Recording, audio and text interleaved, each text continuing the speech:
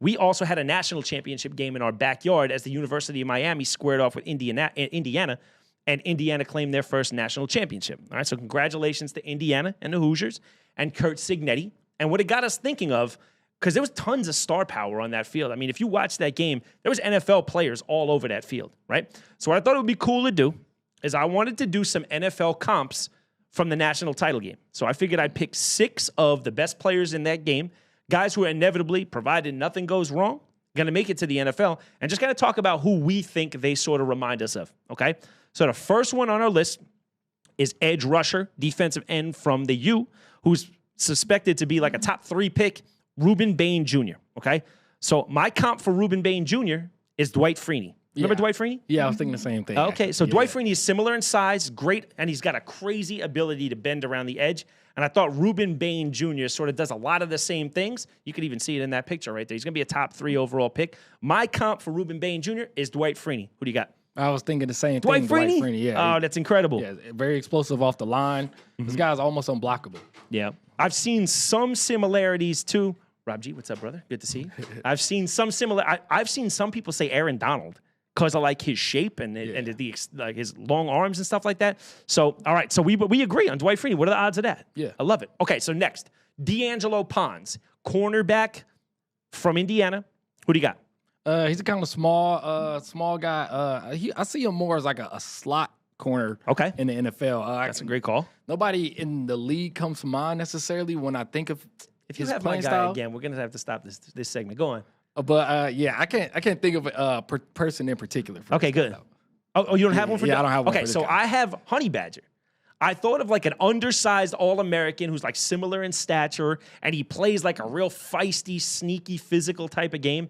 And that's who I thought. I thought of Honey Badger because he's like more physical than you imagine, but he's like always around the ball. He's like brimming with confidence because if you watch D'Angelo Pons, he's 5'9", like 170, but he's out there barking like he's 6'5", 250. Yeah. He's out there talking the whole time, and I love that. So, Can he play over top, though? I haven't seen much of his game, but is he able to play over top like Honey Badger can? I don't know, man. It's a different world in the league. It's to be able to do that in the NFL is a different type of good. But he's doing it for the best team in one of the best teams in college football history. He's a 2-time first-team All-Conference player, and now he's a first-team All-American. So we're going to see. Someone's going to give him a chance. Absolutely. I'm sure he gets drafted early. I think he'll test really well, which is going to be helpful for him.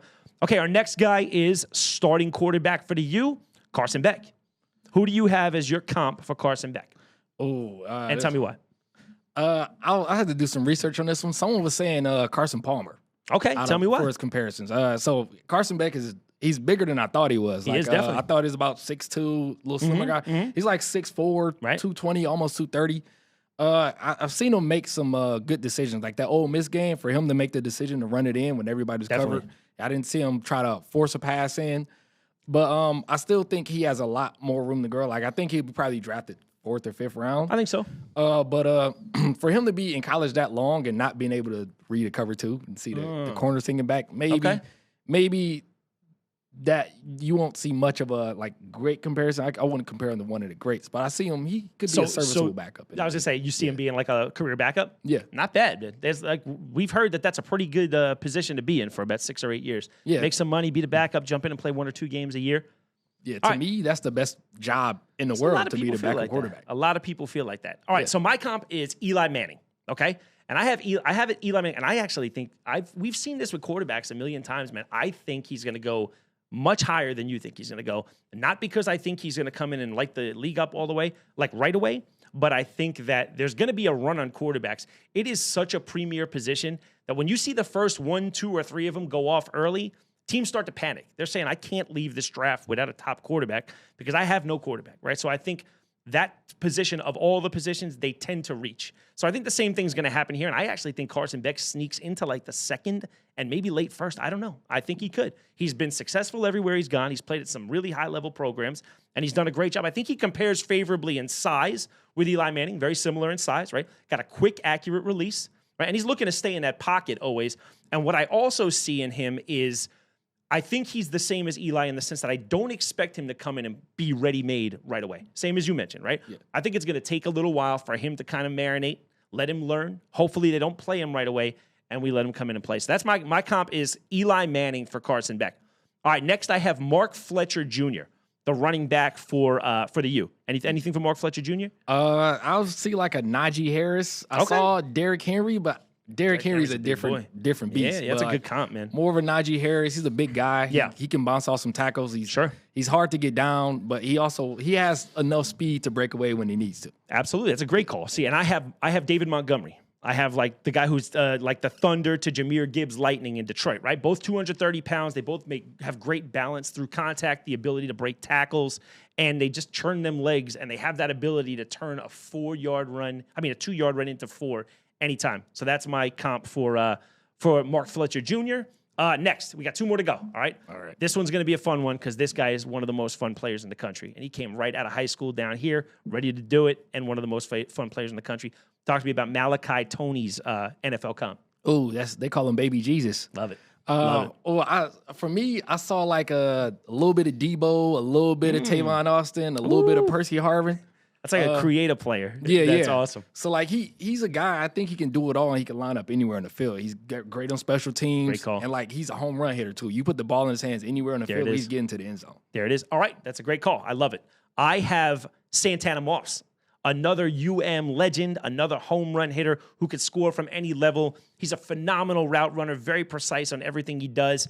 And he's one of those guys you can get him a screen or a deep ball, and he can take it to the house anytime. So Malachi Toney and Santana Moss, that's my comp. And last but certainly not least, the Golden Goose, the number one prize in this upcoming draft, the one that I think everybody consensus now thinks is going to be the number one. How about Fernando Mendoza, starting quarterback for Indiana, national champion, Heisman Trophy winner, and projected first overall pick in the draft. Malik, talk to me about the NFL comp for Fernando Mendoza.